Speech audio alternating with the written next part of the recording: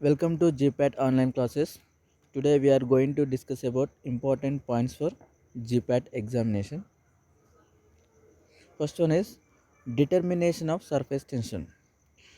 So how to determine surface tension? So there are three methods by which we can determine the surface tension.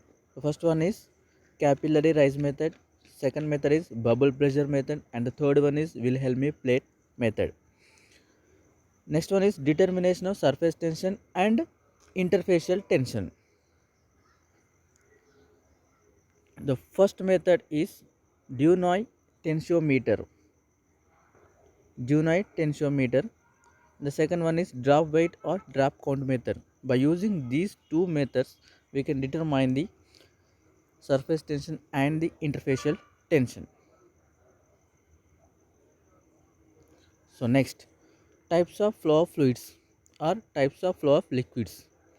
So the type of flow and what are the examples. So these examples are come under in the examination. So these are the very important for the examination point of view. The first one is Newtonian flow. So examples for Newtonian flow are water, glycerin, benzene, alcohol, syrup solution, and diluted colloidal solution.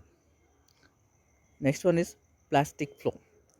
So example for plastic flow are flagellated particles in concentrated suspensions, butter, pastes and gels. Next one is pseudoplastic flow.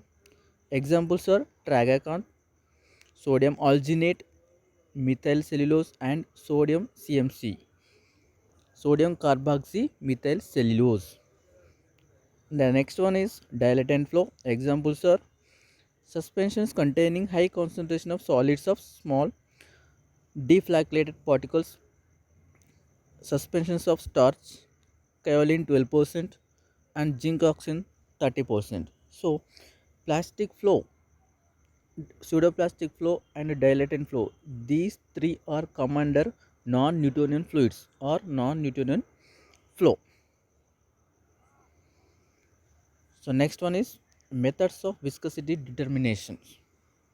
For Newtonian fluids, Ostwald viscometer and falling sphere viscometers. These two viscometers are used to determine the viscosity of fluids. Next one is non-Newtonian fluids, cup and bulb and cone and plate. These two viscometers are used for the determination of non-Newtonian fluids of viscosity.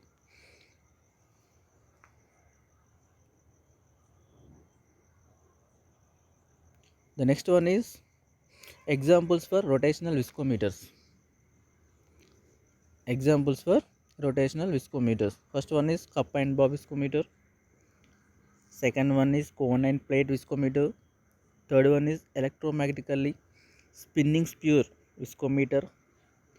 And the last one is Staubinger viscometer. So these four are the examples for the rotational viscometers. And the next very important point is the principle involved in falling sphere viscometer is based on the Hoppler viscometer.